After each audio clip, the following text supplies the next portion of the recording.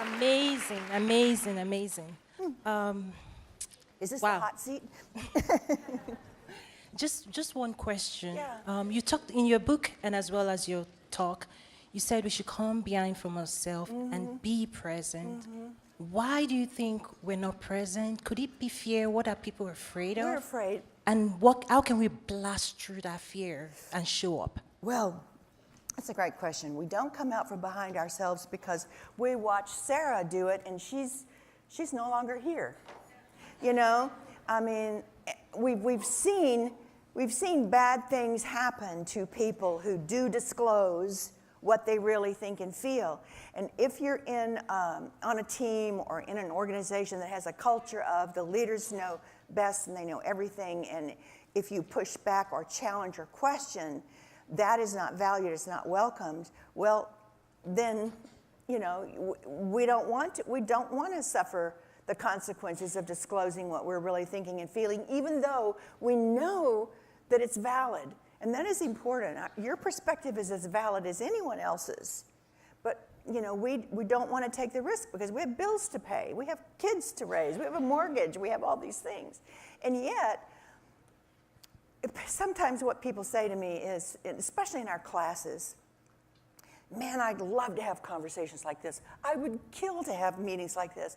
But our culture would not support it. And my response is, I'm looking at the culture when I'm looking at you. You are the culture. Every single time you walk through the door, pick up the phone, send an email, you are reinforcing behavior that is healthy for your organization or unhealthy for your organization. The culture isn't out there somewhere.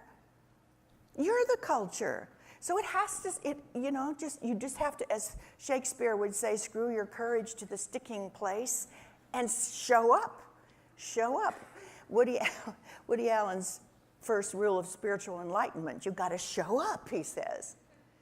He also says, I'm not afraid of death, I just don't want to be there when it happens. Which is like some people feel expressing what they're really thinking and feeling in a meeting might be akin to a death of some kind. So I understand our fear of the truth, but who's going to go first? Who's going to kick it off? It has to be you.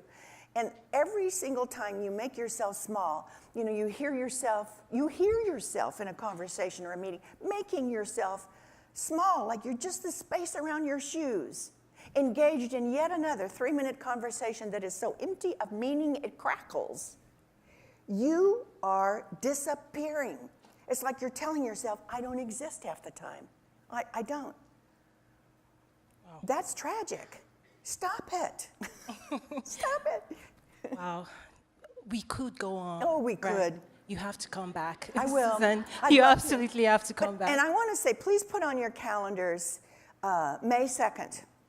And on May 2nd, go and buy the revised version of Fierce Conversations, because boy, have I learned a lot in the 15 years since I wrote the first one. I've really redone the book. So May 2nd is when it will be available. If you haven't read it, I want you to read it. And even if you had, there's a lot of stuff in here that wasn't in the first book. So that will help you. You're a gift to our world. Thank you. You're a gift to this world. Thank you for doing the real work of unwrapping that gift through your work. Thank you. Yeah.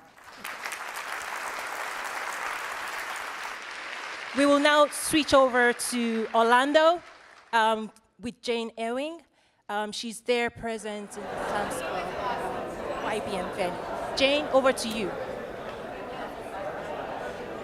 Thanks, Toyin. Happy International Women's Day, everyone.